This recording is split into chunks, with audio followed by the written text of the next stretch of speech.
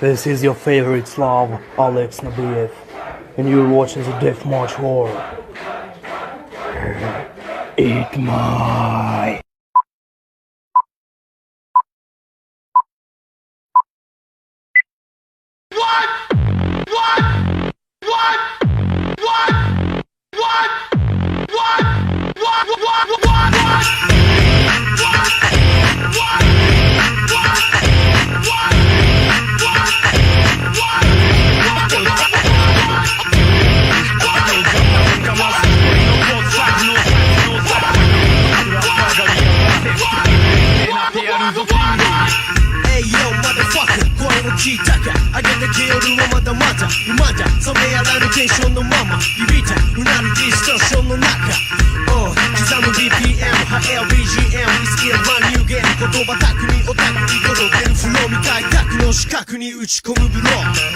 Sound like gotcha, I got you, sucker, get the rocker. No, check your hajimari no gon. Hame hazu showtime, so night long. Tempenchi, okosu shingenchi, minaru shintenchi. Sachi shita soko catch, yuri no senshi, yadoru shin no senshi. Tsudoi toki wa michita, maki okosu freeze. Shin no ongaku, omae no komatsu, setsu kontakto. Kokoro ni bibiru, samaji bakatsu. Warrior no tame wa nakunaru zo. Shin no ongaku, omae no komatsu, setsu kontakto. Kokoro ni bibiru, samaji bakatsu. Warrior no tame wa nakunaru zo. たった今日本全土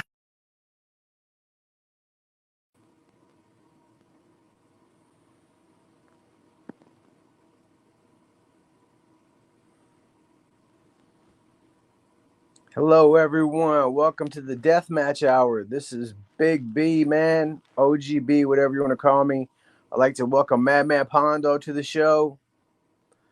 Hopefully, he'll be popping up here in just a minute. And there he is. Madman Pondo, what's up, buddy? I apologize for having to do this from my bed, but I had back surgery less than a month ago, but I definitely want to do this. Rest in peace, Vic Pillpot. This is for you, Vic.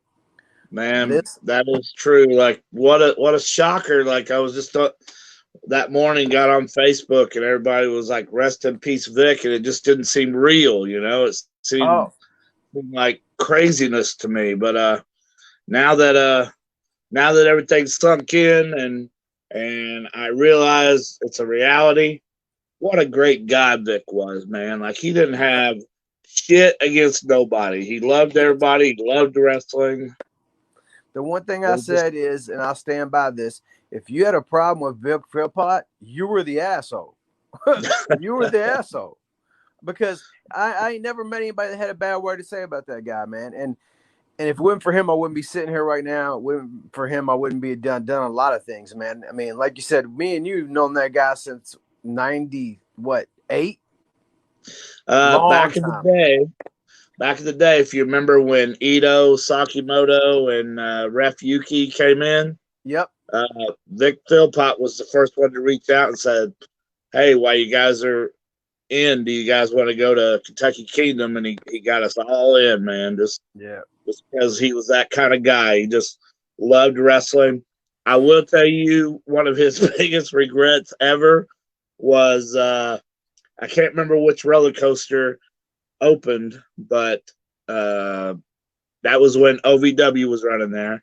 Yeah. So Mick Foley was there and wanted to ride that roller coaster, and it was Vic that had to tell Mick Foley, hey, I'm sorry, you're too big to be on the ride. That is kind of funny though, but yeah, I understand.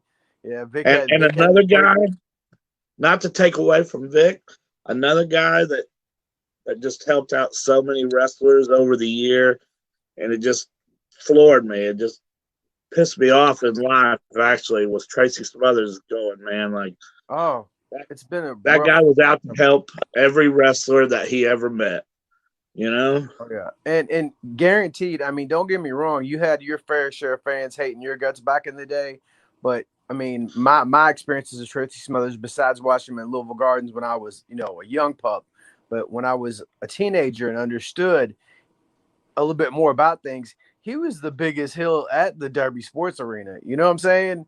I mean, I Bull do. Payne had the fear, but he was the biggest heel. I mean, he came out middle fingers blazing, you know, and the place would just That's it. erupt with "fuck you, Spread Tracy." that out amongst you. Spread that Yep. out amongst all of you. There you go. Yep. That's what I'd I say. hear Tracy sucks. Everybody dies. That's right. But Love that. oh, I know you did, man. I wanted to thank you first and foremost, man. You're a humble guy, and people don't know how humble you are unless they know you. Not saying me and you's besties or anything, but we've known each other over 20 years. You know what I'm saying? And we've never been in a show and not said hi. You know what I'm saying? Right. Right. But you're a humble guy, and people don't realize that.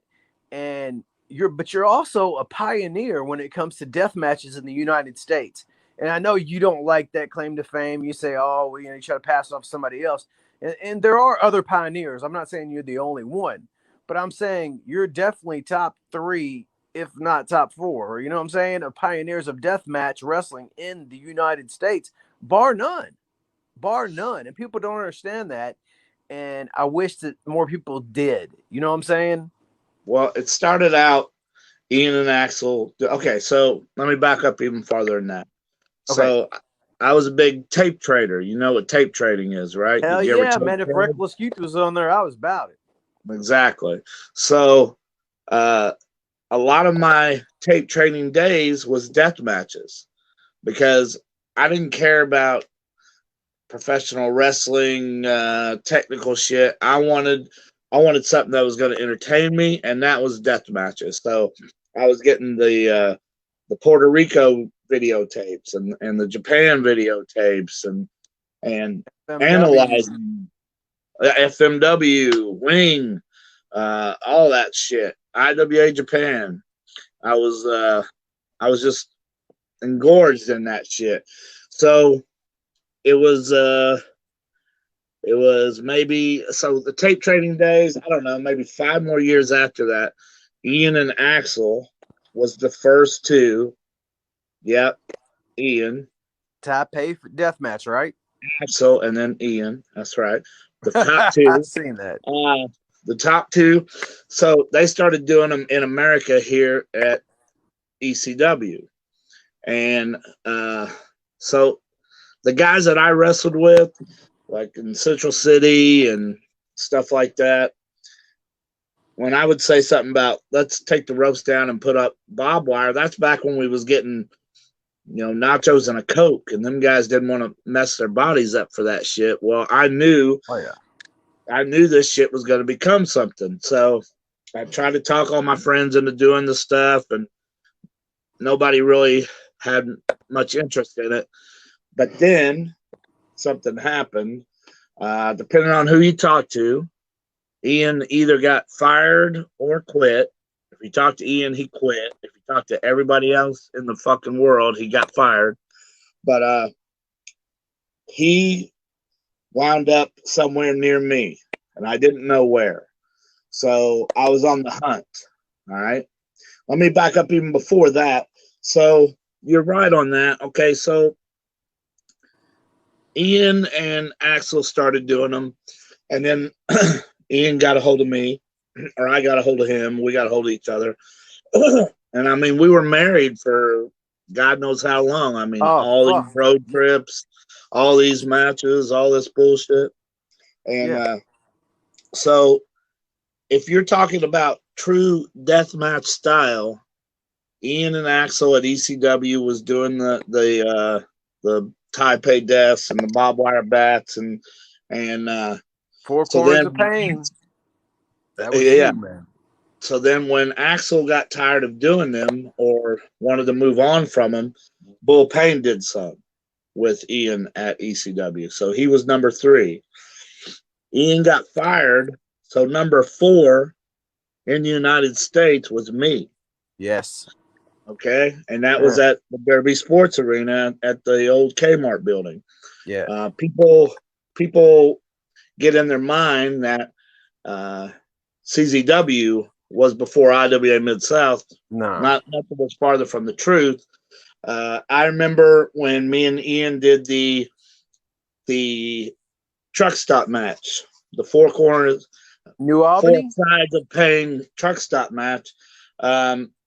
Zandig was there, and he was doing an Ultimate Warrior gimmick. And I remember when me and Ian got done killing ourselves in Fort Pittsburgh stuff, I remember Zandig staring at me and Ian like we was a couple of fucking retards, you know? Like, but you're crazy, yeah. Exactly. But then later on, he saw something in it. He saw that there was money to be made doing it. So Yeah, then he he saw started money. CPW and got a hold of some really great guys. Like that was back in the Nick Gage time and the White Lobo. Peter. Exactly. Lobo. I loved White Peter. I'm to this day, I wish I had a way to get a hold of White Peter. Night Hatred, yeah. Nate Hatred. But that and then he would fly in some of the Japanese talent, Jun Kasai and Abdul Kobayashi and shit like that. So I for the longest time I fought it. There you go. Me and White Peter beating up Abdullah. That doesn't happen often. No. Abdullah don't like that shit. But I used to deny it for the longest time, but I've denied it so much that people have forgotten. So when I was doing most of the craziest shit that you got to witness at that Kmart building, there wasn't social media like there is today. No, if there was, it'd be a different world, man.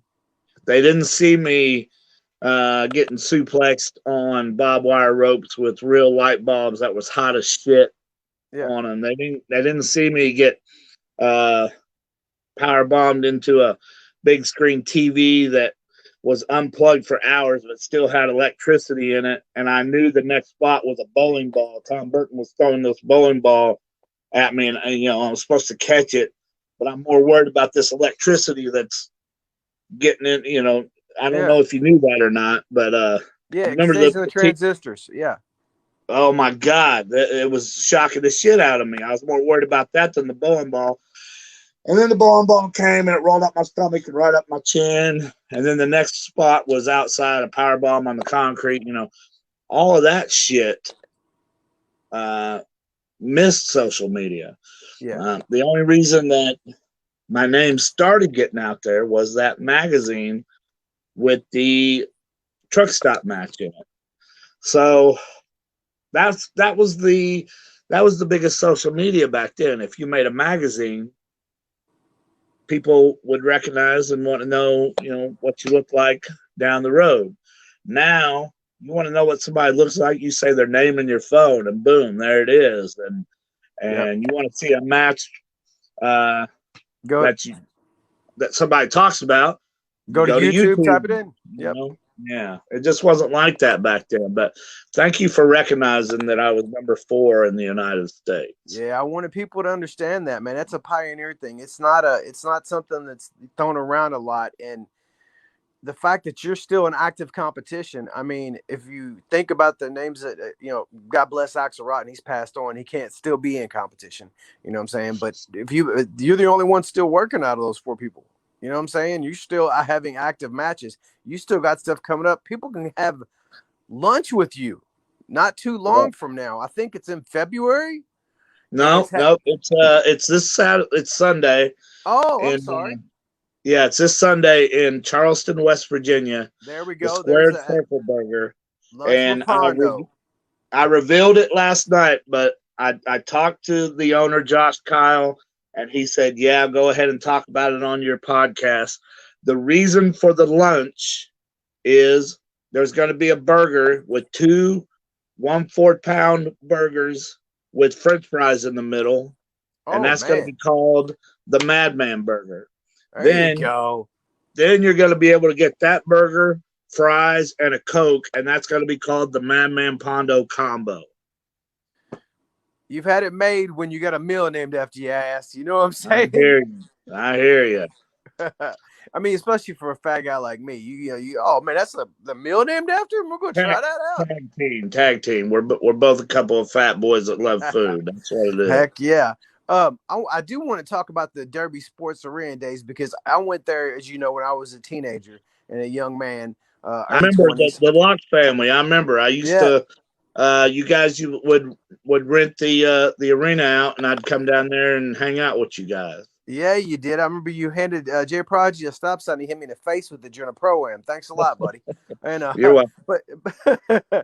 But seriously though, I remember one time, and it was early on. It was probably maybe 6 months into the Derby Sports Arena thing, and I talked to you about it the other day to make sure it's okay. We talked about this, but you were outside the ring, and your foot was facing backwards. It was facing the other way around, and your girlfriend at the time was crying. Her friends were crying. And there was fans going nuts. They were hauling you out. And people were like, oh, my God, Pondo just destroyed his leg. And I was like, I'd never seen it before. It freaked me the fuck out. I had no idea what was going on. And I walk outside, and one of my friends is like, you didn't know Pondo could do that with his foot? They go, no. He's been able to do that with his foot for like years. And I felt like such a schmuck. I mean, I feel like such a schmo because you totally got me. You know what I'm saying? And I thought I was cool. I thought, no, ain't no way they're going to get me. I'm not, no, you know. But, yeah, man, if anybody hasn't never, I don't know if you can still do that or not, but your foot, it was ridiculous. It looked like you were going to walk backwards. Still to this day, I can do that. Cool thing about that was, I don't know, Ian was pissed off about something that I did. I couldn't even tell you today what it was.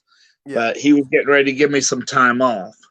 And that's what that whole angle was. Okay. Was me jumping off the edge of the ring and then turning my leg around and laying there on the floor with my heel straight up. Yeah, in the air. Oh, it's crazy. I wish we had a video. Yeah. I was watching people come around and look at that and gag and go the other way because they couldn't take what they was seeing. It was the first time I've been at a wrestling show and seen like more than one or two girls actually crying. And I used to see girls screaming and stuff, you know, back at the Louisville Garden days for certain people. And another thing that people don't understand about that time, I'm just real quick, I'm throwing it in there, is that, you know, you had a hard time here too because the younger crowd was getting over with the deathmatch stuff.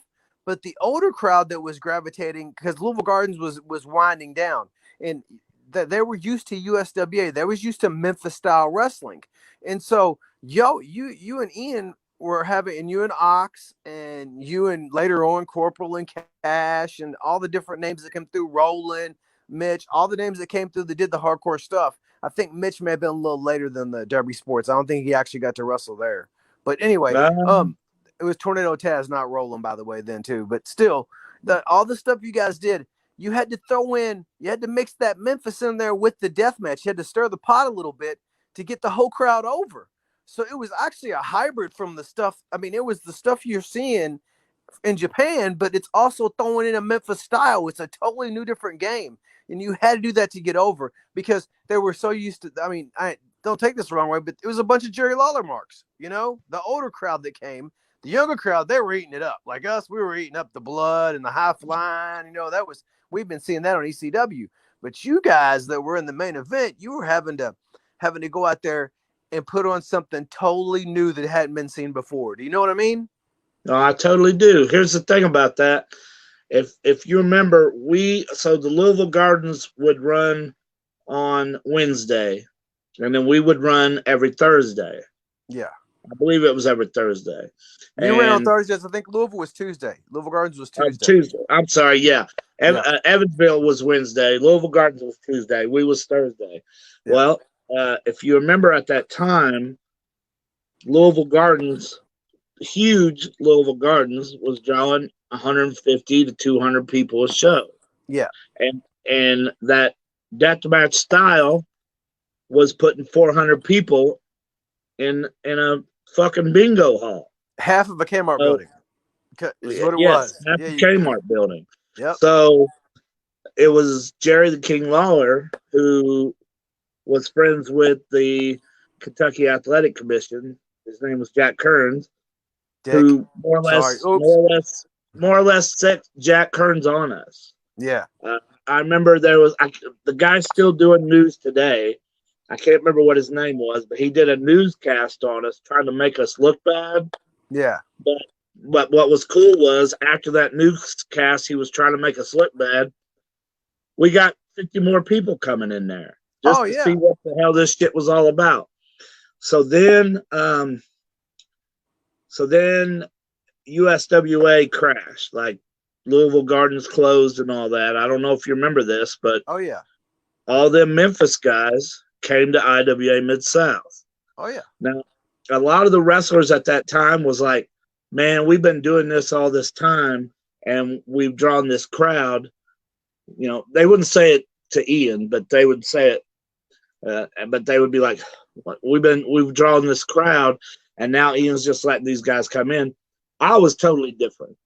I was so glad that I was in matches with Tommy Rich and Doug Gilbert and Ricky Morton and Tracy Smother. You know, I was Joe Eaton. Yeah. Billy Joe Eaton, man. The whole the whole Wolfie and Ox, me and the PG-13 versus me and I was That's into a good all story that too. shit. That's a good story too about that one. But go ahead. Yeah. These were the guys that I was watching on TV that was coming in and was wrestle. Yeah, they came to wrestle, but that's not what the crowd was there to see. And they didn't understand that. They you know, the only one that was like, hey, I need to step up my game. I'm not I don't mean the words, let's see, step up my game is a lot different. That said, I need to evolve a little bit. Okay. Is that a better term? I believe, because I'm not against none of them guys, but was Doug Gilbert who said, "Hey, I want to get along with this crowd." Yeah. Now I saw on that opening video where Doug Gilbert suplexed me off the edge of the ring onto the Caribbean barbed wire web thing. Okay, so I'll never forget this. I'm wrestling Doug at the first King of the Death matches. He sets me up for a suplex, and he goes, suplex off the side of the ring. And I thought to myself, oh, my God, I can't believe Doug Gilbert's getting ready to come off the side of this ring with me and going. No, he meant me suplex off the edge of that ring. Yeah. And I cut my chin. I still got a scar. You can watch on that video where I hit barbed wire, but I got a scar on my chin from that. But still, he got in there and he did the shit, right? Mm-hmm. But I was so happy that them USWA guys came in. Yep. We got a couple questions I see popping through here. One of them was, real quick, I just noticed a minute ago, I didn't see who asked the question. I apologize. I'm trying to keep track of that and this. This is my first show, so cut me some credit, guys. They ask if there's anything you would or wouldn't do in a death match. Anything you wouldn't do, like somebody that asks you to do, and you're like, no, I'm not going to do that so far. Yeah, razor wire. Okay. Fuck razor wire. Razors are meant to cut where barbed wire just scratches. So I really don't want to fuck with razor wire. Jeff Moore, that's the guy who asked it. Sorry. I'm really not that big on fire. Yeah. Because I've burnt my arm all up in here. Wife beater power bombed me from the top rope into a flaming table, but the table was with barbed wire on it, but the table was on fire for a while, so that barbed wire just sliced my arm like butter real deep. So I'm not really big on fire. But the biggest one, and I'll go ahead and tell you that Jimmy Loin out of HTO and H2O, excuse me, and Neil Diamond Cutter was both going to go on pencil boards. And I got a hold of both of them guys and said, guys, don't fuck with them pencil boards. Now, that might sound strange, me telling somebody don't do something, but I'm going to go ahead and shoot with you straight on this. Them pencils, I still have the marks all in my back and one on my crack, which is really bad, but something about whatever's in the pencils. They say it's not lead anymore, it's graphite. Graphite, yeah. I don't it might have been lead back then, though. Well, no, it probably wasn't. But here's the problem: that shit got into my bloodstream and fucked me up for 6 days. Like I could barely move. So I like Jimmy Loin, I like Neil Diamond Cutter. So I got a hold of them and said, "Look, Jimmy Lloyd, he wants to be another Madman Pondo, and I totally understand that. But Chondo. I told Jimmy Lloyd, I said, don't follow me there. Don't land on them pencils. Yep. And And the Neil Honey Diamond Badger, Neil Diamond Cutter. Yep. he was getting ready to do it, and I wrote him and I said, hey, call me right away. See I how just many don't people that are in the business as long as you're even going to do that? Lots of guys that are pioneers are, and that's kind of like what Tracy Smothers was, wasn't he? He was one of those kind of guys that would tell people and give people advice and ask you when he walked in the locker room, hey, who's the big dog around here and things like that.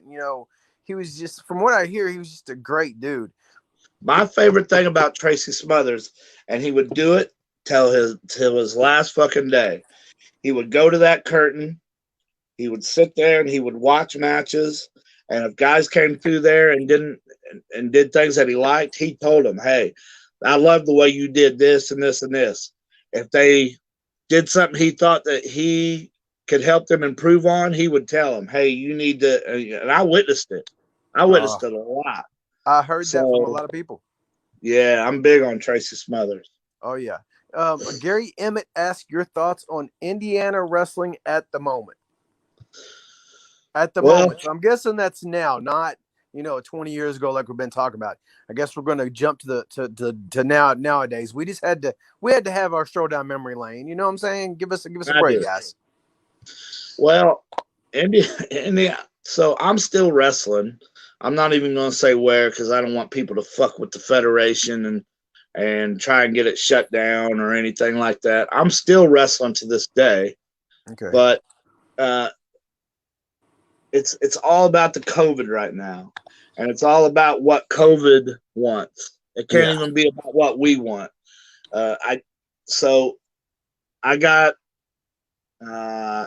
7 girls. It was supposed to be 8, but I got 7 girls who agreed with me that Girl Fight needs to put some content. So all 8 girls came in. I took my money. I rented the arena. I bought them pizzas with my money, and then they wrestled empty arena just so we could give a little entertainment to the Girl Fight fans. See, I mean, that's what I'm all about. I want the fans not to forget about Girl Fight, although there is a COVID crap going on.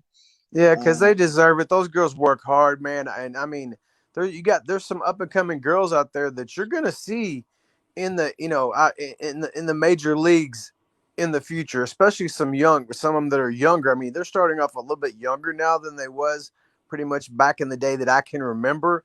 Like I'm used to seeing, like I remember seeing Luna Vachon back in the day and Sherry Martel and those ladies. I got to actually see some of them come through before they passed away and such. But some of the younger girls, man, they're picking that stuff up quick, and you're giving them the opportunity to perform in front of audiences that they normally wouldn't have the opportunity to perform in front of unless they were on the internet, And I was privileged to, like, when you first started Girl Fight, I was able to commentate a few of the shows and everything, and I appreciate that. I want to thank you for that. No big deal. We've been Girl Fight's been in 15 states. There you go, buddy. Look at that. I mean there's a lot of promotions that hasn't been out of 2 states. Yeah. But I'm out to get the generation of girls who want to work hard. I'm out to get their faces out, get their names out. We do real good DVD sales. Yep. High Spots does that. Yep. So, that's what I'm all about. I want to help generations of wrestlers, girl wrestlers, before I can't do it no more. I mean, let's face it. It's 2021. I'm 51. Actually, I just got my COVID test. I ain't got that shit. I had to get it for the 24-hour show, or they wasn't going to let you on there. But yeah, that's something that we can plug. The GCW 24-hour show. It's happening Saturday night and all the way till Sunday, correct? No, it's Friday from 8 till Sunday. I'm sorry, Friday till Saturday. All the way to Saturday at 8:00. Yeah, but give it up for Brett Lauderdale. There we go. Give it up for Brett Lauderdale for thinking of that. Just to help out wrestlers and from what I understand, it's already made $30,000 in donations. Oh, But okay, cool. And people that are watching this, man, go to YouTube, go to where a fight team, go wherever you need to go to donate. I'm not sure where it's at, but all the information should be right there on your screen. Go there, and even if it's a couple bucks, man, if you're gonna watch some of the matches, man, pay the people for their work. You know what I'm saying? I've never had a problem paying for a ticket to get in to see a wrestling show ever in my life, because it's like paying to get into the movies. You know what I'm saying? I mean, these people earn a living that way. You're taking on Jeff Cannonball. yeah, That's going to be a good one. Right in the middle, somewhere of that match, he's going to have his short soda review, and I'm going to look forward to it. I do. I like his I, short soda reviews. I just don't want him to waste no soda. You know, I'm a fat guy too, so we need to drink it all. Yeah. Also on that block is Homicide versus Low Life Louie. Yep. And then I think the main event of that block is Slack versus Oren Vaught. Up the Wizard King. So to me, that's going to be a pretty good block. But here's the big thing about that coming up, that 24-hour thing, the thing that I never thought would become true. Yeah. It is being what's reported, watched by the Guinness Book of World Records for being the longest wrestling show. So your Madman Pondo's name is going to be in the Guinness Book of World Records. I'm more impressed with that than I am anything else. That is fucking awesome, man. I mean, 24 hours straight of wrestling. I mean, for one, it's a good idea, and for two, I mean, it gives a lot of guys and girls who don't have an opportunity to make money right now because of the coronavirus, and this is what they do for a living. This is a chance to put a little coin in their pocket and help them get, until they can get back to where we can get to a more stable situation. I do want to talk about one more thing when it comes to death matches with you, though, just because me and you talked about this, and this is the kind of guy you are, and just to show that you're a normal human being, just not just this death match monster. There is another side to you. And I was working for security approximately about 1999, 2000, I think, and ICP came to town, and you were having I remember that, yeah. First ever barefoot death matches. And by barefoot death matches, I don't think it was just thumbtacks. I think there was other crazy shit like broken glass and all kinds of. I know there was some push pins. Some Yeah. cruel motherfuckers brought some push pins and threw them in there. I remember that. Push pins, if you don't know, I used to hang my wrestlers on the wall. Chris Adler was the one that showed me up to that. But yeah, I would put all around the edges of my walls. I would pin the wrestlers with the push pins instead of the thumbtacks because they left little bitty holes. But it was almost like a dart on the end of that. That damn thing was probably this long. The push pins was. Here it is. He's got it right here.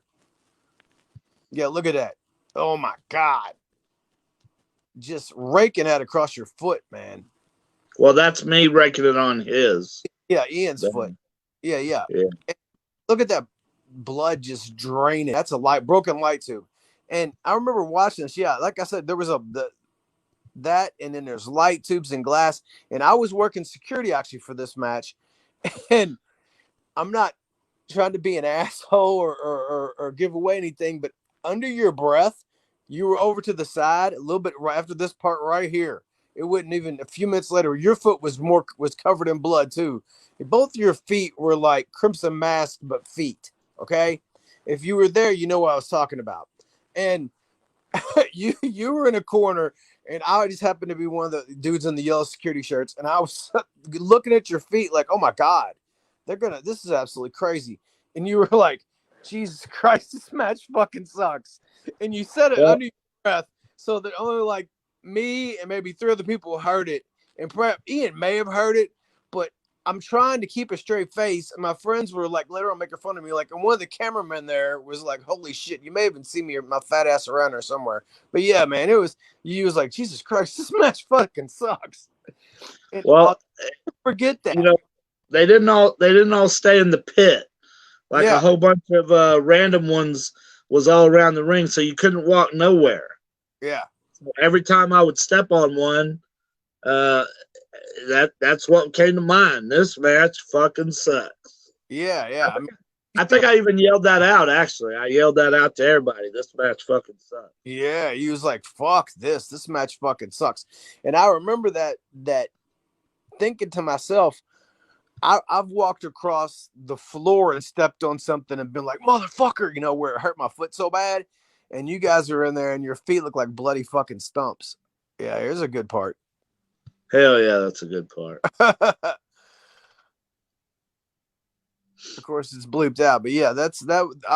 I promise you, this isn't the reason why I wanted to talk about this match. But yeah, this was the reason. That was part of it, man. It was crazy times, man, and that shit there.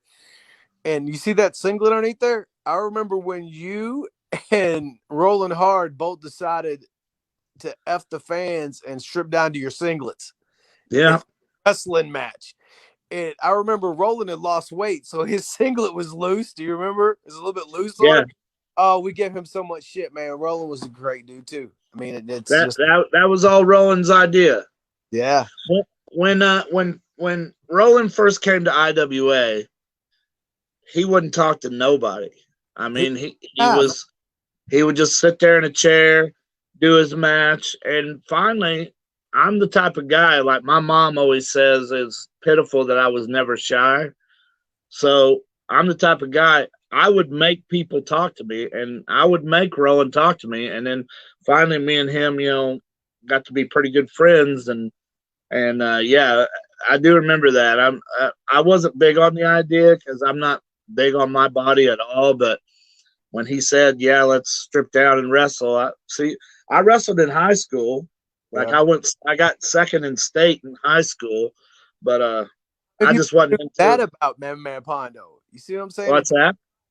I mean, a lot of people didn't know about it unless they went and looked in the record books. You know what I'm saying? Right. Yep. Yep. But definitely wanted to also. I know there's some more stuff you wanted to plug. I'm going to give you the floor because I know you got some stuff you want to address, and I'm going to let you address it and be quiet. I just wanted to have our little stroll down memory lane because I ain't got to talk to you in a while, and you know. Was there any more questions? Was there any more questions from anybody? Let me see here. I'm trying to see. It's it pops up on my screen here. What do you think of the gathering of the Juggalos? And that's from David Balchek. Oh, hell yeah! My glasses, man, that'll help me. That's my friend David. Okay, yeah.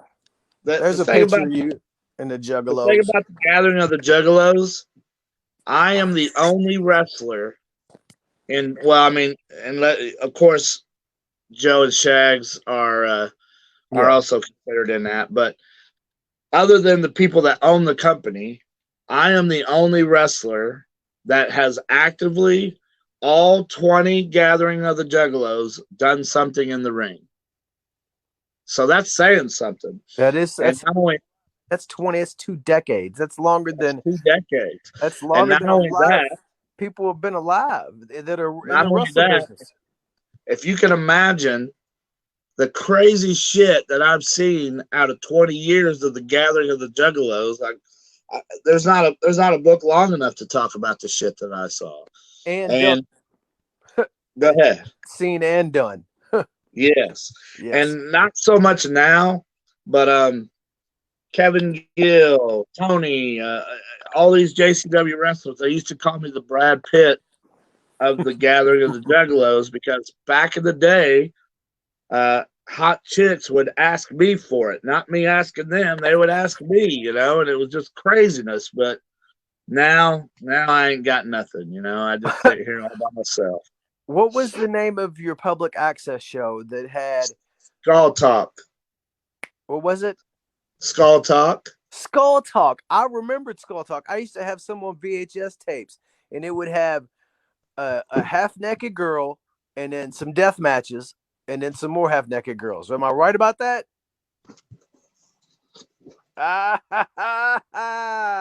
Skull Talk was so awesome. It didn't run real long on the public access. Once they found out there was like titties and blood on there, I think they may have got mad at you.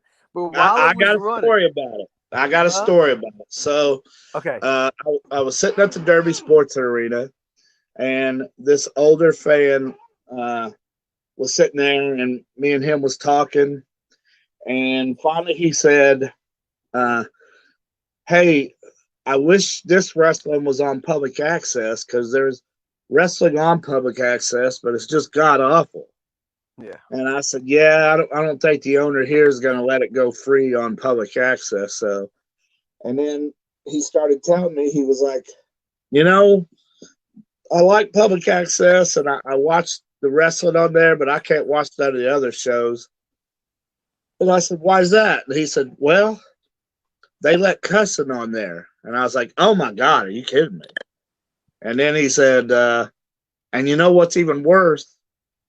They can have nudity on there. And I'm like, I'm appalled. And then I had a show 2 weeks later, man. I had like 2 VCRs sitting in my TV, and I spliced all these things together. Had all these chicks willing to get naked for the show. So, you know, yeah, I mean, this is a different time. No, this is like 1998. We don't want people thinking this was like last year or anything, right. but still, it was still a great fun. It was a fun show, man. If you ever get a chance to check out some Skull Talk, check it out with Man Pondo. Just for the, like, they had didn't you have a girl like in that some of them would wear like Halloween mask and then be naked because they didn't want their faces shown and stuff. Well, here's the thing. So, I'll go ahead and tell. So let me give you the cool story about it. I don't know if you remember this, but they put my show in the middle of 2 religious shows. I remember. I don't know why they gave me that time slot, but it went right out of one religious show, naked girls, into another religious show. Yeah. So the 3 rules for the public access. Okay, so the FCAA couldn't check your videotape. That's how I got away with a whole bunch of the shit that I did. Yeah. So the 3 rules was, 1, you couldn't advertise on there, but you could have your email address on there. Yeah. And I had a web TV at the time. I don't remember if you remember web TV, but mine was MMP in the house at webtv.com.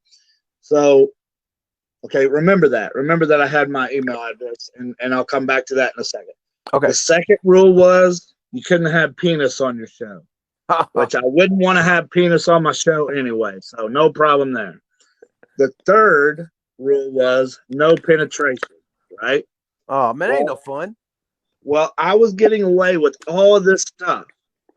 And then finally, one of these episodes, I had a girl using a vibrator on herself, inside herself, while I was introducing me versus the Sandman. And of course, she's moaning and going crazy. I said, shut up, bitch. And then she shut up for a minute. And I said, here's me versus the Sandman. And then I looked over and I said, all right, go ahead. And, you know, she started going at herself with the vibrator. Well, that was penetration. Yeah. So the show called me. I had 2 more shows that nobody's seen. Oh. I had 2 more shows, and public access called my telephone and said, hey, we're very sorry, but we can't have you on the station anymore because of that penetration. Well, at that time, it was the best idea I had, but the worst idea I had, because what could only take 10, 15 minutes would take hours, because these girls, you know, would be like, oh, well, I want to make sure that my titties are the same size. I want to make sure my makeup's fine, and I got to go smoke a cigarette. You know, all this bullshit. So I was actually ready for it to be done. But so they canceled me, and maybe a month and a half after that, they called me back and said, hey, is there any way you can start your TV show again? And I said, I don't know. Why? And they said, because people was buying local cable to watch your show. I believe it. Yep. Okay. So let's go back. The web TV. So the first rule was you couldn't advertise, but you could have your email address on there.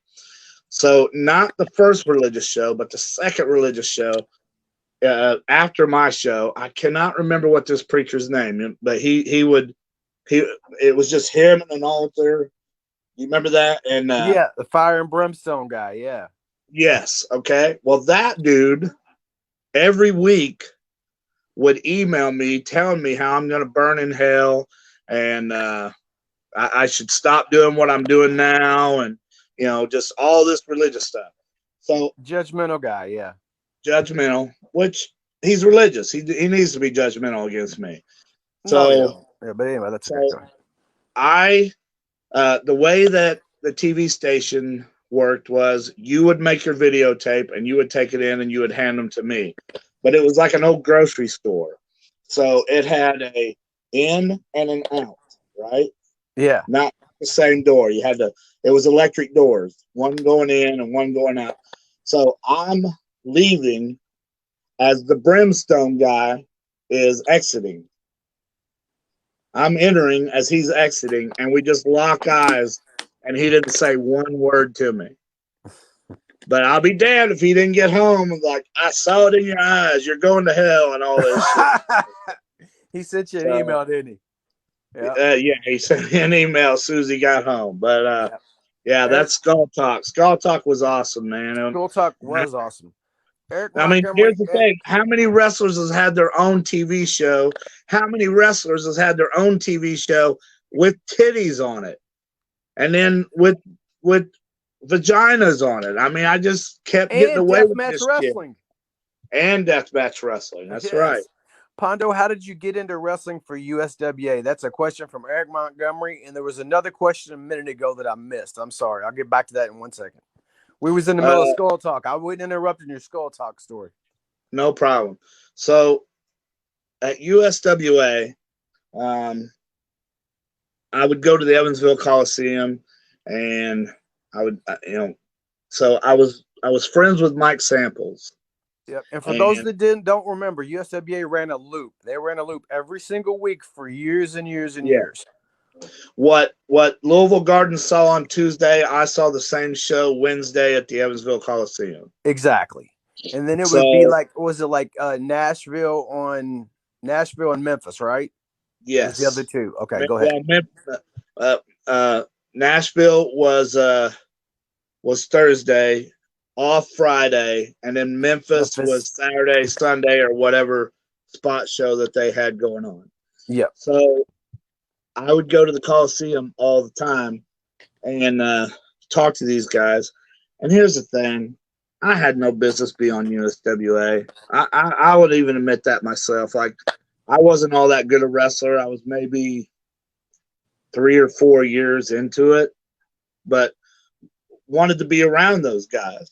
Yeah. So I drove to Memphis. I was a Moondog. They handed me to the Moondogs.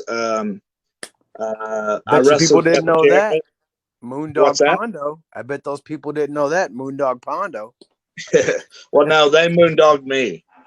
They beat the shit out of me, and I can't even remember what the other guy's name is. And I wrestled Jeff Jarrett. Yes. We did this weird thing with me, Burt Prentice, and Mike Samples took on Jeff Jarrett, which, of course, I did the job, no problem. Yeah. All this crazy shit. Well, so and it would have probably continued, but I was stupid and couldn't keep my mouth shut. And I want to dedicate this section right here to all the young wrestlers out there to learn from me in this little section right here. So if you remember, Kane used to be the Christmas creature. Glenn Jacobs. He had a green outfit on, Christmas lights all over him, tinsel right here, looking stupid as fuck. All right. So yeah. So me and Kane are sitting at a table, and Buddy Wayne comes in the room, and he's drinking a cup of coffee, and I'm the only guy low on the totem pole. Okay. I had a plastic elbow pad and a plastic knee pad. And Buddy Wayne comes over and sees me, and his tongue did this all the time. He was like, boy, what you going to do with that elbow pad and that knee pad? And I said, nothing. And he's like, well, what do you got it on for? And I said, for show. And in front of everybody, he's showing off. He's like, God damn it, that's what's wrong with the business today. You all treat it like a show. If you treated it like a business, we'd still be drawing big numbers today, but you kids keep acting like it's a show, and he turned around to walk out the double doors. Stupid me. I said, "Excuse me, Mr. Wayne," and he turned around. I said, "Have you met the Christmas creature?" All the boys laughed at him. All the boys. The Moondogs laughed at him. Brian Christopher laughed at him.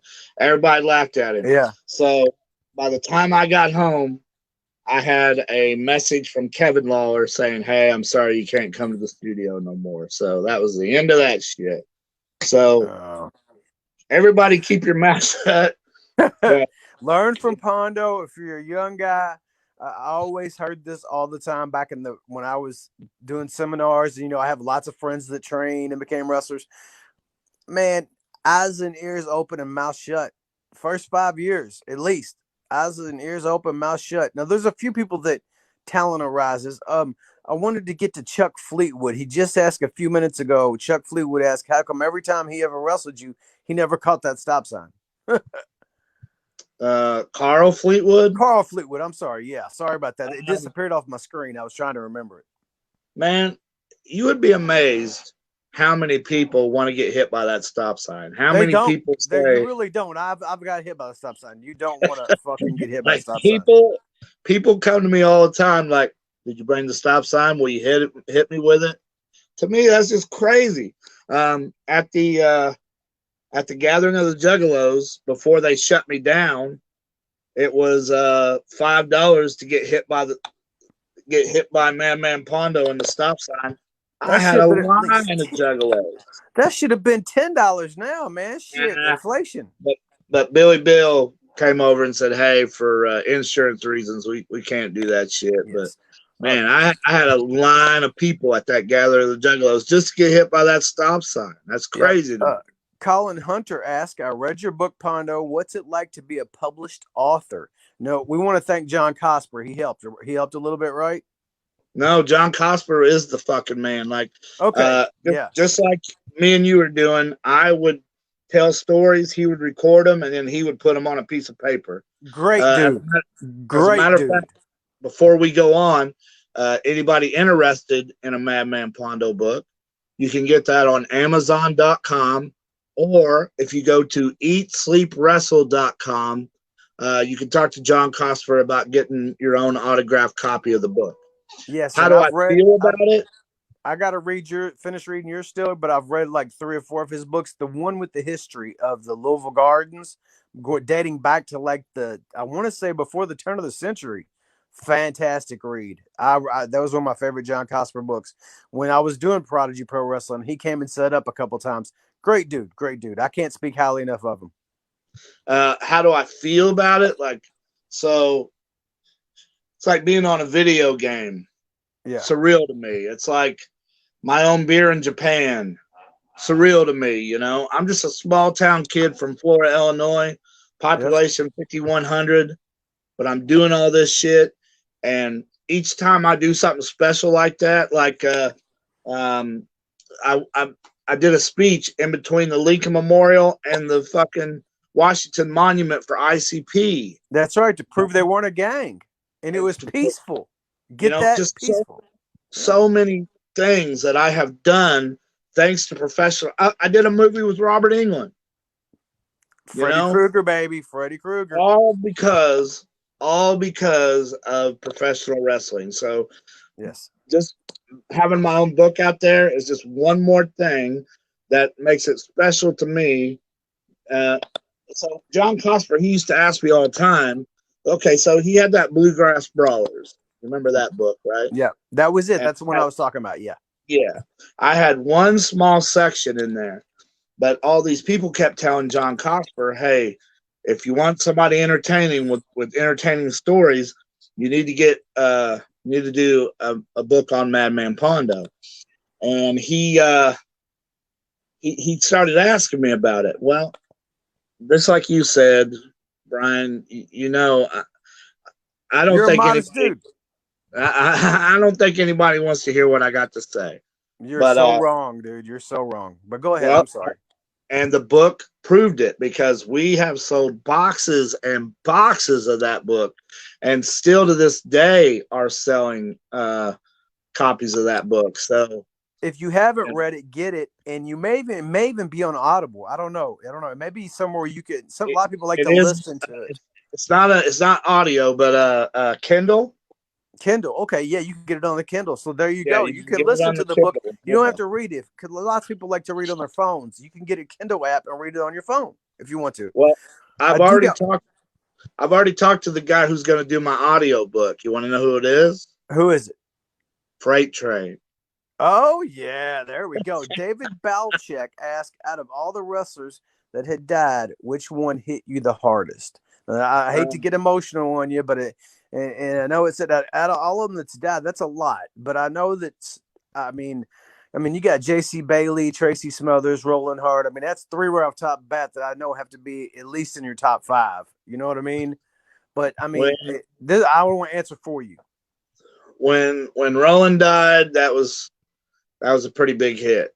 Yeah. When JC died, well, here's the thing about JC. People hate on that circus death match so much. And yeah, I'm the one that's got to defend JC. Like, I don't care if they make fun of me all they want. They can call me a piece of shit and I'll take it. I don't care. JC Bailey is not here to defend himself. So I always shut up say, about him. Yeah. So people should shut be the quiet fuck about up. him. Yeah. If you don't like the match, don't watch it. Yeah. But Nobody put a gun to your head and said, "Hey, exactly. watch this match." But Gotcha. you took two guys. I asked two different generations. Not to interrupt you, well, but two different generation of deathmatch wrestlers. Really, honestly, I mean, I asked 5 or 6 wrestlers to do that match with me, and got turned down 5 or 6 times. JC was the one like, hell yeah, let's do it. So JC was, and I used to go to JC's house. I know people who talk so good about JC and how they were so good friends, but I know in my mind, because I was there, how many wrestlers JC didn't care for, which it's not my business to bust that out to this day. Well, But, you know, to this day that we came up in JC's backyard. Me and Isaiah setting the ring up. I mean, I used to wrestle with JC Bailey in his backyard when he was a teenager. I mean, so I know for a fact some of the guys he did and didn't care about, but that's not for me to share because JC ain't here no more. You know, let the man rest in peace. And then we also talked about Tracy Smothers. Oh, for sure, yeah. Here's the one that hit me the hardest because I've been watching the guy, listening to the guy since such an early age, and when he showed up on that movie Empire Records, I was like, holy shit, I can't believe he's on there and all this, and I have his name tattooed on my leg. He took the tattoo gun and he tattooed it in, and then I got a tattoo of him underneath it. Odorous Urungus, Dave Brocky from Guar. That's the one that hit me the hardest. Like when I started reading shit on Facebook, I texted him right away and I said, Dave, text me back right now because people are saying some stupid shit on Facebook about you. And I didn't get that text back. But people don't realize what good friends me and Dave Brocky was. Like he came to Louisville twice. He would text me and say, hey, Pondo, you want to come out and enjoy the show? And I didn't have to go through the front door. It was always come around to the back. Everybody knows you. And when he went to Japan, he did the last tour that he ever did was in Japan. And he would write me. He would text me from Japan and say, hey, Pondo, we're killing it over here. And then his next line would be like, you would be so proud of us. And I'd write him, I'd say, Dave, you're Guar. I'm already fucking proud of you. You know? Exactly. I remember when a lot of people thought wrestling was gone from this area. I'm talking about Southern Indiana, and except for OVW, they thought it was gone. And D1W had started back up. And they decided to have what was going to be, this is early pioneer days of pay-per-views. And we're talking, 2011, maybe 2012? Yeah. And they had decided to have one, and they brought in Sammy Callahan. They brought in all kinds of people. But you know who they did bring in? Who did Madman Pondo bring in? Let him know. From Guar. Odorous Urungus came in. And they sold the Charlestown Civic Center. There was people climbing off the walls. Yeah. Off the walls. It was absolutely crazy.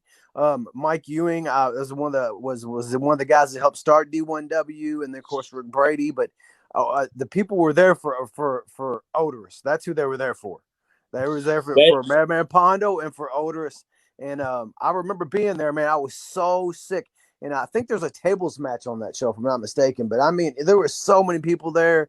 It was absolutely crazy. And after that, things started climbing back up into this area. It really did. It was kind of a kickstart of wrestling coming back to this area. And I mean, if you think of the difference between 2011, fast forward 5 years, 2016 and 17, where there was like 8 different promotions running out of the arena.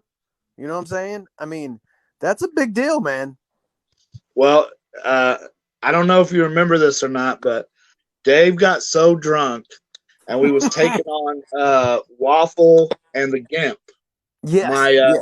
My former, and Sarah Logan was Crazy Mary Dobson was our manager, and Dave got so drunk he was hitting them, and then he'd turn around and he'd hit me. I say, Dave, I'm on your team. And then he would hit them, and then we'd hit him, and then he'd hit me again. I'm like, Dave, we're partners. What are you doing? But sounds like a Tracy Smothers riot, don't it? Yeah. Hey, man, we're at 101 right now, so I want to get into something right now that this is the reason I even wanted to get on the Death Hour with you guys. So the floor is yours, sir. All right, so that way everybody will know. Go to 101 and you'll be able to hear this. So the Death Hour put on a clip, and not only that, a whole bunch of people wrote me and said, hey, this guy Danny D'Amato was talking shit about you on this other podcast. Now normally I wouldn't care, but I'm 51. I'm 51, and I don't know how long I'm going to stay in this business. Who knows how long we're all going to stay on this planet? And it's just the way that this guy made me sound that bugged the shit out of me. Because, Brian, how long have you known me? It's 1997. So y'all can do the math. I ain't doing math. Sorry. Have you ever known me to be an egomaniac that just won't budge on anything? Oh my God, I put motherfuckers over that I didn't even know, for all I care. I've never even known you to even have any kind of ego. I mean, you have to drag stuff out of you. When I'll tell the Stephen Bonner thing in a few minutes, but go ahead. Okay, so Slack writes me. I'm at work. I'm delivering pizza, and I'm not friends with Danny D'Amato. What the fuck's his name? Manto. Danny. I'm not the cold-hearted player, Danny D'Amato. Okay. I'm not pronounced D'Amato. So Danny, I'll just call him Danny. So I'm at work, and Slack writes me and says, "Hey, Danny's trying to get a hold of you." So I go to my Facebook Messenger, and sure enough, one of the messages that they put in a whole nother file of friends that's not your friend on Facebook, there he was, and it said, "Hey man, I got a great idea. Get a hold of me." So that had been a half hour since he'd left that message, but like I said, we wasn't friends, so I didn't know he'd left it until Slack told me. So I wrote him. I said, "Hey, what's up?" Now I'm at work. Don't forget, I'm at work. So he says, "Hey, I got this idea that we could bring Shadow WX down to my show, and I'll go ahead and help with the plane ticket." Well, sounded great to me, Shadow paid for the plane ticket. So I'm writing Shadow on my phone as this Danny's talking to me. And I'm saying, "Hey, there's a dude who wants to use you. He wants to help you with your plane ticket." But as I'm writing Shadow that, this Danny writes me and says, "Yeah, I got some guys coming down to your show who can drive him back, and then I'll fly him to your show." Ew, okay, that's so weird. here's the thing about foreign talent. All right. So already I got a bad taste in my mouth when he said that. And I realize he is a good promoter, and he is helping death matches out to this day. I got nothing against the guy, but he's helping Akira. He's helping John Wayne Murdoch. Reed Bentley. Reed Bentley. He's doing good things for deathmatch wrestling that almost died. And I got nothing against the guy, but God damn it, I'm going to get my side of the story out here too. So when he said that he had fans coming down that could drive Shadow back, he may be a good promoter today, but that day, that's not being a good promoter. Yeah. You don't just hand off foreign talent to fans to drive back 10, 11 hours to, I don't remember where the show was, Jersey or Delaware or whatever. Jersey, probably, yeah. Jersey. So I'm sitting there and I'm thinking, holy shit, he wants fans? All right. Now, jump back a little bit. Do you remember when he brought in the Necro Butcher? He brought in the Necro Butcher to take on Slack. Yes. And oh my God, his fans hated on the Necro Butcher so bad. They shit on him. A lot of them shit on him on social media. On social media, a lot of them did.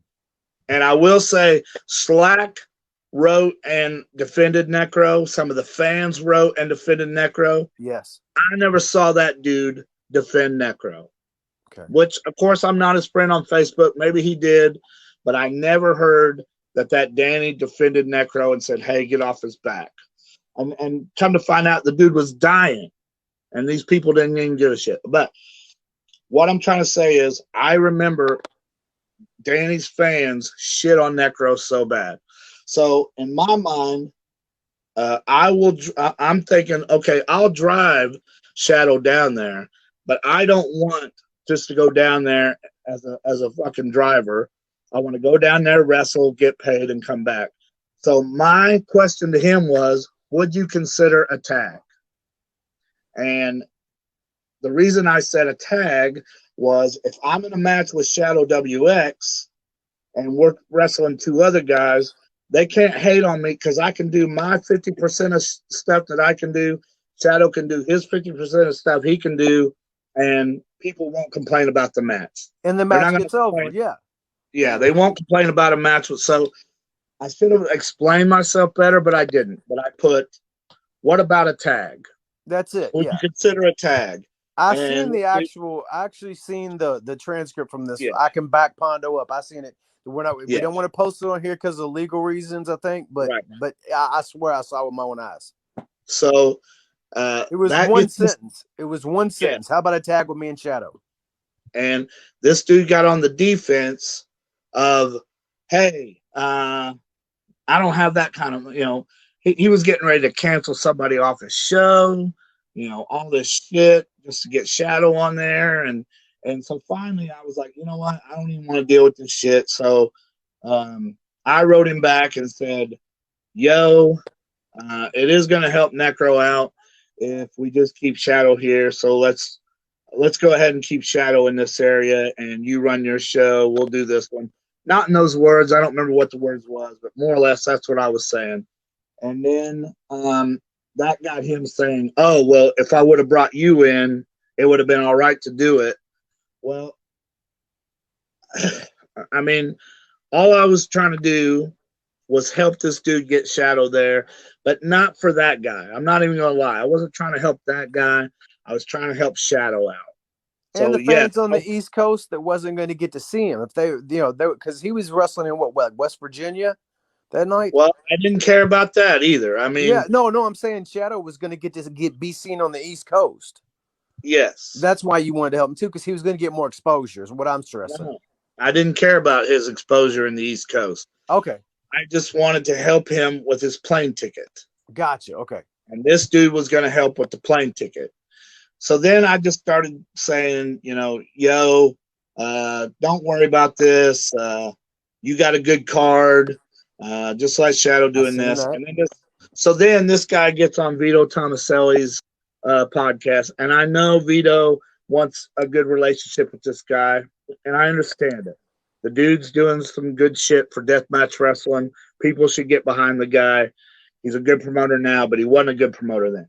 But he gets on Vito's podcast and starts like dogging me. Like, yeah, Pondo strong-armed me, trying to get me to bring him in.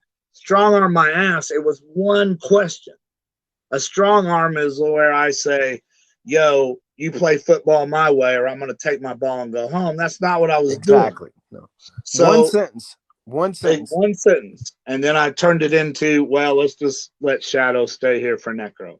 Well, that was after his big, long response, though. Yes. He had a lot of responses after that. So, and then on that podcast, he also said, and even if Madman Pondo came to my show, he wouldn't push the needle either way. People wouldn't care if he was at my show or not at my show. He is 100% correct.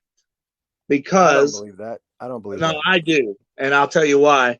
I've seen clips on Facebook, and he has the younger generation of deathmatch wrestler who fucking coming off goddamn balconies that I can't do anymore and landing on scissors. Notice you said anymore.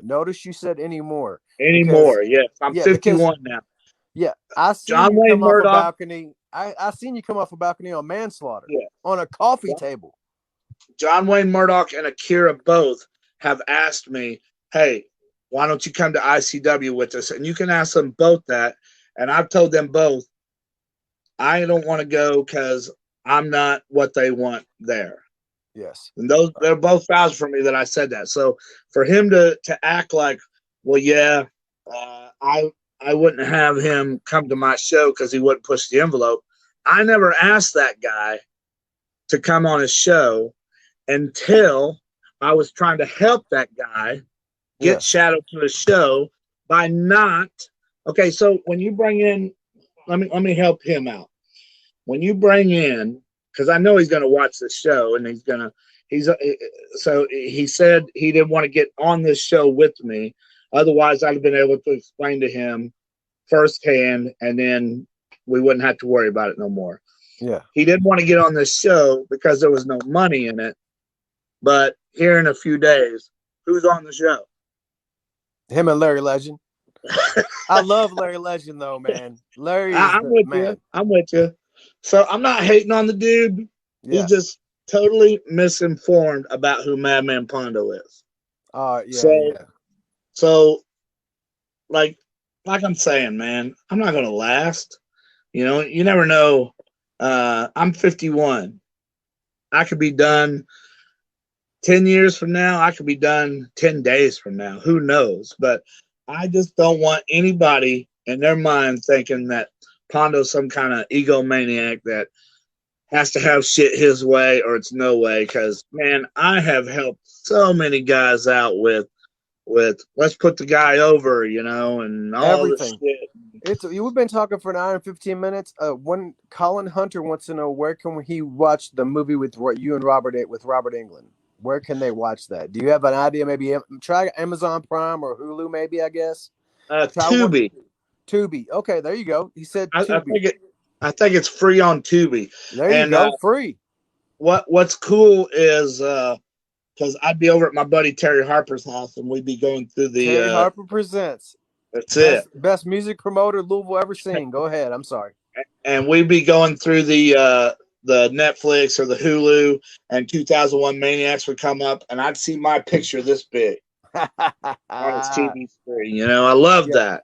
Yep. Oh, and let's get this straight as well. So not this podcast, but I did a podcast not too long ago, and somehow somebody caught eye of this poster right here.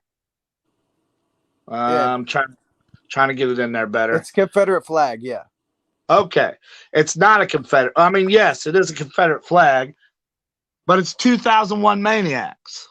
Yes, it's not. It's a movie poster. It's not a poster where you're supporting some right-wing garbage. Yeah, I understand. So, if I do a movie with Robert Englund and that poster has a man blowing a goat, it's going on my wall. I don't give a fuck. What But is the goat cute at least? No, I'm just kidding. I hope. I mean, let's shave its ass at least. Yeah. George Himes wants to know: is there anyone left that you would like to work with? I'd really like to work with Slack. Okay. I want to work with Low Life Louie. Oh, you're getting to do that. So hey, I'm gonna watch it. Yep. Yeah, that's an H2O coming up next year. We're Iron Fit. Go ahead. I'm sorry. I thought you. I want to work Neil Diamond Cutter. The Honey Badger. Oh yeah. Yeah. I'm working Akira Sunday, so that's one off the old list. I don't know. That's the main four that comes to mind anyway. All righty. I got another question. This is from the MD Kill Club. What was Teddy Hart like at JCW bringing down the house? Man, I love Teddy Hart. You took on Satu Jin there, right? Satu Jin? Yes, I took on Satu Jin. Yeah. We may have a picture from that. I'm not sure. But yeah, I realize maybe Teddy has some problems, but if you know anything about sell shaved cats like on as a side hustle, not hating anybody's side hustle because everybody's got. I don't know his dashboard and Maria's name and all that. Oh yeah, nobody would say anything about it, but I did. I'm like, Teddy, did you do this yourself? You know, I don't give a fuck. Oh no, man, that's the one thing. No, I got to tell somebody else too. This people that don't know you as a person either know you as they know you as Madman Pondo and know that persona. I remember going to a open mic night at one of the local comedy clubs here in Louisville, and you stole the show, brother. No offense. You have your puppet. You know what I'm saying? What's his name again? Sammy Snail Trail. Sammy Snail Trail. And I was, at this time, I was about 400 pounds. And I laughed so hard that my stomach hurt that I almost had to go take a shit. I almost laughed the shit out of him. I'm seriously, I laughed my ass off. I mean, you was always a funny guy, but I had no idea. I mean, you could honestly probably get an hour's worth. You could be a stand-up comedian. I'm not saying that to stroke your ego because I really don't care. I've known you long enough, but that shit was hilarious. You were really funny. Well, I'll tell you the thing about that was I did like 4 of those open mics for Tuesdays, and the other comedians started hating me because I was getting those laughs. See, that's bullshit. That's the same way wrestling is, ain't it? Well, because when I would get on stage, I don't know if you remember the other comedians, but they'd have to have a piece of paper with their shit on. Jokes. Yeah, and I did memorized them. I had it. They hated it that, and this is the crazy part. They hated it that I was filling the room. That so many people were coming to see me. I remember we had to stand up for a few minutes and then we got to sit down. They was like, well, it's like you have to order 2 items or whatever. I was like, oh, you ain't worried about it. I'm fat and I drink, so I'll be good to go. So the thing about comedy is there is bigger babies in comedy than wrestling ever thought about. So I was like, fuck this shit. I've already been through this crap. Can I get that last question up there? I'm sorry. We had a question and I didn't get to see the end of it. It was from a Garrett. Was the guy's first name? It was what was one of your favorite? And this is what thing I wanted to get into. We've been talking for over an hour and almost an hour and a half, and you haven't even mentioned Japan. You're a wrestler that many people. Here we go. What is your personal favorite match you competed in, and what is your favorite memory of your time spent in Japan? Garrett Ganji Mount was this person that submitted this question. Thank you. Sorry, I'm not getting to the questions as fast. This is my first time. Like I said, cut me some slack. Plus, my back today is not a good thing. So, plus, I want to shut the fuck up. No, I don't shut up either. You know me. I'm a talker too. Sure, I commentate. So there's so many over 30 years memorable moments. My biggest one isn't even a match, but like I said, I was tape trading, and I don't know if you had the same videotape that I did, but there was a compilation of Mr. Pogo versus Mr. Danger Masanaga.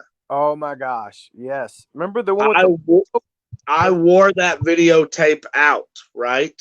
Yep. So one of my biggest heart-filled accomplishments in professional wrestling is I was on first name basis with Mr. Pogo, and I'm on first name basis with Mr. Danger today. Not only am I on first name basis, he gave me his arm gauntlets and told me to call myself the American Danger Man. Oh my God, that's awesome. What kind of different thing in your life for one of your heroes to hand you something and say, hey, give yourself a piece of me. Be the American Danger Man. That was just a fucking privilege to me. Oh yeah, I mean, look how skinny I was then. Look oh at my that God. young Pondo back there. That's a young Bakujin, ain't it? Is that Too Tough Tony behind you? Yeah, that's Too Tough. For a second, I thought it was Nate Webb. That's how skinny Tony is. Look at him. Yeah, that's Too We're Tough. a couple of fat fucks now. Yeah, it don't matter, man. It don't. Look at this. Look at this. Yeah, but yeah. Japan. When you went to Japan, what federations did you wrestle for in Japan besides Big Japan? Here's the cool thing about that was when American talent goes over to Japan, they want you to stay at the company where you was at. But me and Tony and Necro and Masada was so popular, and we would stay for so long. We worked for DDT. We worked for Fuck. Fighting Ultimate Crazy Kings. Yes. Fuck. Love that name. This is awesome. I did one of Onita's retirement match. I didn't wrestle Onita, but it was me and Pogo took on Ricky Fuji and Gosaka. And we went over him.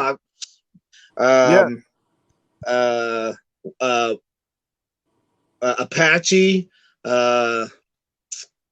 fucking. There's so many. Yeah, that's what I'm saying. Goku's company, Kaientai. Yeah, I worked so many companies over there. So that was my Japanese memory that with them guys knowing my name. Here in America, I got so many, but the one that always comes out was when I wrestled Terry Funk for the Juggalo Championship Wrestling belt at the Gathering of the Juggalos, and the man put me over for the belt. And who in my lifetime would I ever think that shit would be a thing? But yeah, that you would go over on Terry Funk. I mean, yeah, Terry Funk. You have to figure people don't understand. Terry Funk was in Roadhouse.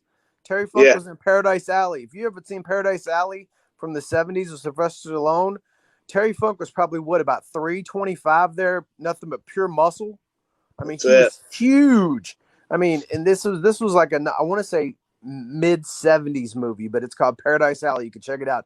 Terry Funk is a legend. I mean, I know you guys know who he is, but for the fact that you got to be not only in a wrestling ring with him, but that he put you over, that's just absolute insanity. I didn't even know that.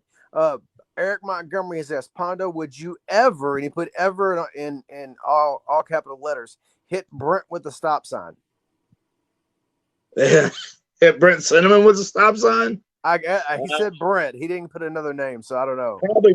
Probably not, because I don't want to clean that arena at the end of the night, and he does. So now I'm so not going to hit Brent. Is no, Eric. You would not. He would not hit him with it because he's not sweeping up nachos where people had stepped in them all night. Damn right. That's right. I want to thank you, Pondo, man. I've had a great time, man. But was there anything else that we wanted to cover? I know that there were some dates besides the GCW thing. Did you want to talk about any of those? I know there's one coming up near Metropolis, Illinois, because I know those guys. Yep, I just got booked on that yesterday. Okay. There's one up now for AWR. Yep, Requirement 2. That's in February. Yeah, I'm taking on Bull Bronson in Bob Wire Boards match February 25th in Anna, Illinois. I'm in a small death match tournament for Total Chaos Wrestling in Taylor, Michigan, March the 20th. There you go. There's a lot of big names in that tournament already. I've seen, if it's the one I think I saw, yeah, it's got that's the one that's got like a who's who of guys. Yeah, you and Bull Brunson. Bull Brunson's a big old boy, man. He is. I've seen him quite a few times, man. And this is what is the I'm trying to think what the name of it is. It has up here something boards death match. Barbed wire boards death match. It looks like I can't read the top of it. I'm sorry. That's what we're in, barbed wire boards. Yeah. Yep, that's a brand new promotion. They've ran a few shows. That's run by isn't that run by the Zach? He has his hand in it. Zach Dalton used Diamond to be with Roscoe Elisa. and Big Lee. Yeah, Big Lee Montgomery, Diamond, right? Big Lee, and Zach. Yeah. Let me Yeah, go man. over my list here. I need to get And then myself of out there. course lunch with Pondo, where they're That's going to name this, that burger after me. and that's this Sunday. I thought I don't know why I thought that was February. That's this Sunday. Now that's you got your own meal named after you too, man. Your own Yep. meal. Madman Pondo combo is on its way. Yep, and we got an audio book coming out that you're going to be able to check out. That's going to be good. And you know who's going to do his audio book? The Freight Train. That's right, former $5 wrestling champion. I mean, if you haven't, For Primitive Pro Wrestling, I just got Most Hated, Feud of the Year, and Match of the Year. And now me and Duke the Nuke, we're doing Team No Respect, and we're getting along pretty good. Like the only two I'm helping out right now is Duke the Nuke and Ref Lucy, and everybody else can just wait their turn. Girl Fight coming up on the web page for Girl Fight. Yeah, they'll be dropping some. Yeah, we're trying matches, to empty arena style matches, right? Yes, empty arena styles.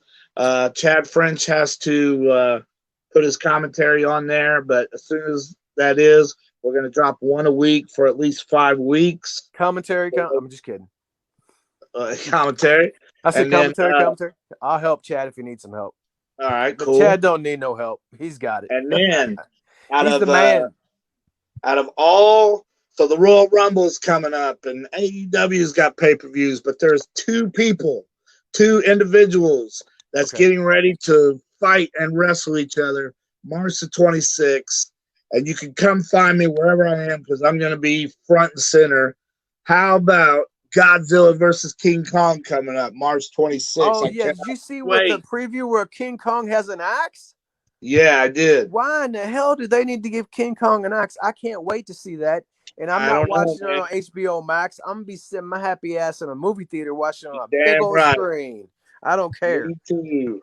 That's and then, hey, if you wanna check me out on Facebook. My real name is Kevin Kennedy, Canady, and I do during the summer, like it's too cold to do at night now. I'll walk that bridge. Like I walked the walking bridge from Indiana to Louisville for 6 months straight without fail. Lots of times you had like up to 20 people with you, didn't you? You had lots of people showing up, getting some physical fitness, man. Yeah, 24? For my birthday, we had 24, and 24, yeah. Charlie and Akira brought their dog, so if you want to call that 25. Hey, but Coda on my Facebook, I also fuck with a lot of scammers, and that's pretty funny. But me and Robert Bellamy and Jamie Hemingsley and Joe Tong, we started a podcast called The Figured Gore, not The Figure Four, but The Figured Gore podcast, where we talk about horror movies and wrestling and boobs and everything that makes life great. So if you ever want boobs and a horror movie, that's one thing that Vic had in common with you was you both had the love of good or bad horror movies. You both loved them. Vic liked a lot of pop culture movies too. Like he was a big Karate Kid fan. A lot of people didn't know that, but he was. When Cobra Kai came out, me and him, he was like, really? And I knew it was coming on YouTube a couple of years ago, and I told him about it, and he was like, oh, I can't wait to watch it. I love the old ones, you know. But man, let's dedicate this one to Vic, man, because this one is for Vic. This one is for Vic. He asked one more subject I want to get in. Oh, okay, yeah. Tribute for Vic tomorrow. When is that? Saturday. A lot of guys are coming in and showing Vic love. So it's going to be an entertaining, probably 2 hours or if not more. Yeah. I am going to be a part of it. I'm going to be at a show, but I'm definitely Michael Fick's going to get a hold of me and put my little piece in there. But man, I can't express enough how much Vic was loved by wrestlers and wrestling fans, and how he loved wrestling, and he especially loved deathmatch wrestling. But he liked seeing people get thrown through shit. That was what I talked to him. I remember him saying, whether it be barbed wire, fire, whatever, he liked to see people get thrown through light tubes, whatever shit. He loved that shit. And I mean, he was my friend Jay Prodigy passed away in 2004. That was one of his favorite wrestlers. And when Vic was a teenager, he got to see him. And that's how long I've known Vic. Now, I'm not going to put off like me and him were best friends or anything like that. But that guy, his shoot job, he used to call me when certain things came in there because he knew that's what I sold as a side hustle. So he'd call and tell me, hey, they were here cheap. Come get them so you can flip them. And I mean, we had it. I just wish the last show I was at with him, I gave him his fist bump. I said, what's up? I didn't sit and pick his brain like I did so many other shows because you never know, you know what I'm saying? So I'll be glad. And I'm thankful. He asked me to do this one here with you. He said, will I come on and do a few of these and help out? I said, sure. And he said, I'm throw you Pondo the first one. I was so happy that I was honored to do this with you, sir. Thank you very much. I know I've known you a long time, but really, it's my honor, man. I got 2 subjects. I know we're an hour and 31 in it. Fuck it. I don't care. We're good. 2 more subjects. Okay. So coming up pretty soon, Corey Higdon, Higdon. Corey Higdon has something special coming. My only clue that I'll give you is there's going to be exclusive Madman Pondo t-shirts. But keep paying attention. Double Hell Cartel, right, Matt? Double Hell Cartel. That is one of them, but this is going to be something different. But keep paying attention to Corey Higdon's Facebook. Okay. And then the other subject, and don't say a word, Brian, because I don't want you to get in trouble. But okay. There's an individual out there who caused me a lot of shit not too long ago, and I just want to help him out. Ian, I know you're going to watch this. I know people's going to tell you that I'm on here. So you run the #1 best show in this area. You run the best show in this area and many, many other areas. But you're having problem drawing at those shows. So you got to use your brain and think, why am I having so much trouble drawing at my shows? Well, I'm going to tell you right here, right now. You get on that mic and you speak your mind. Nobody gives a shit, don't want to hear you. And you are the first thing that they see when they walk in that door. So use your brain. Why is your great show not drawing? Maybe it's you. Maybe it's you. Okay, ran over. Now you can talk, Brian, but I just wanted to get that out. I do commentary there, and me and you, that I'm not gonna comment. That's your, like you said, rant over. There you go. That's it. But yeah, I you know what? You giving him credit to saying it's the best show in the area. I have to agree too, but I think that there's something out there for everybody, man. I think that, if you like watching shows from Australia, there's going to be an Australia deathmatch show coming up soon on IWTV. I can't wait to watch it. I don't know none of the guys that's from Australia, but I want to see them. You know what I'm saying? So that's it, man. And that's another thing about Vic. Vic liked all kinds of wrestling too. I wanted to get that straight. I mean, deathmatch was his favorite, but I mean, he liked all kinds of wrestling, just like yourself. You're a deathmatch and a horror movie guy and everything, but I mean, I'm not gonna sit here and say you're gonna watch every single Royal Rumble and every WrestleMania. But how many times have you and Terry been to shows where you go, like if NXT comes, you go to the show? You know what I'm saying? I actually go for Terry. I know. I'm not that big on it. Here's the thing. I'm wearing the best Riot Club t-shirt member right now. There you go. Yeah. See, look there. Oh, did you see that quick thing he just threw up there where you were? I saw it. Now, some people might think that I would say there was a different Riot member that was great, but no, Liv Morgan is the best Riot member club there is. I didn't even go on a rant about her. How about that? Yeah, you didn't. And look at this. Here's you as a what was that guy? Rosebud. What do you call it? I was a Rosebud. A Rosebud. There we go. I that's how shows you how much I watch Raw. We're an hour and 35 minutes in. I thank you, Mr. Pondo, for all the time tonight. I thank Kevin Thicke and the Murder Death Club for giving me this chance to host. If you guys liked it and you want me to host some more in the future, I'll see what I can do. But I want to do this because Vic asked me to, and I want to do this because it was Pondo. And Atticus Kogar, if you're listening, I want you to come on here. I want to talk to you. You're my son's favorite current deathmatch wrestler. So I want to talk to you. And that's the reason why. Pondo, thank you, buddy. Do you have anything else you want to say to the people before they go? I think I got most of the questions. If I didn't get your question, I apologize. maybe we can get you back on again for a little short one or something, especially after your audiobook comes out or after something else you need to promote. But I know it's a lot for you to schedule us and everything and have us come out. But it's snowing tonight around here, so I appreciate it, Pondo. But I just want to thank all the fans that's still out there putting over Madman Pondo's name. You have no idea how much it means to me that people still remember who I am, and new people are figuring out who I am. And I want to thank the Death Hour for letting me get on here and talk my shit. And hey, it doesn't have to be a short episode. I'm so full of shit. We can fill another hour and a half whenever you want. You just let me know. Let's do it, bro. I'm down, man. Thank you very much. We would love to see Pondo do a purgatory match or promote one. Thomas A. Johnson. I don't know what a purgatory match. Yeah, I don't know what that is. Maybe Tell I'm me what behind it is. As long as it doesn't have pencil boards in it, I'll do it. All right, man. And never mind. We're gonna cut in on a good note, man. Thank you, Pondo, man. You have a good night. I look forward to seeing you soon.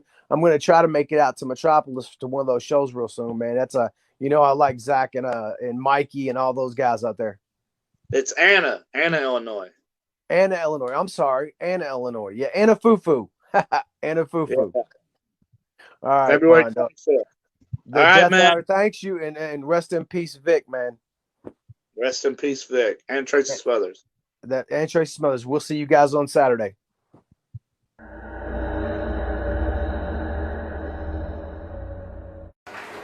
This is your favorite Slav, Alex Nabiev, and you're watching the Deathmatch War. Eat my...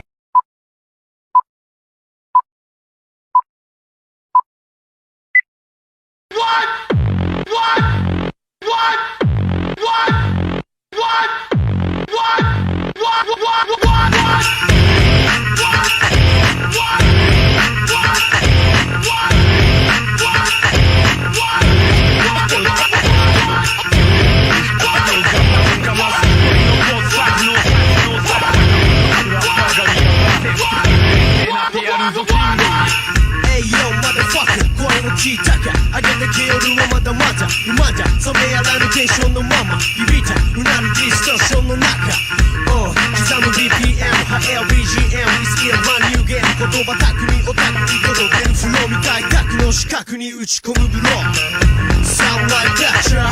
I got you, sucker, get the rock on No check よ始まりのゴンはめ外しショータイムそうないの天変地落とす震源地になる新天地察知したそこキャッチ指の精神宿る真の精神集い時は満ちた巻き起こすフリーステール真の音楽とお前のトラック直接コンタクト心に響く凄まじい爆発といよいよためはなくなるぞ日本を変える真の音楽とお前のトラック直接コンタクト心に響く凄まじい爆発といよいよ壁はなくなるぞたった今日本勢の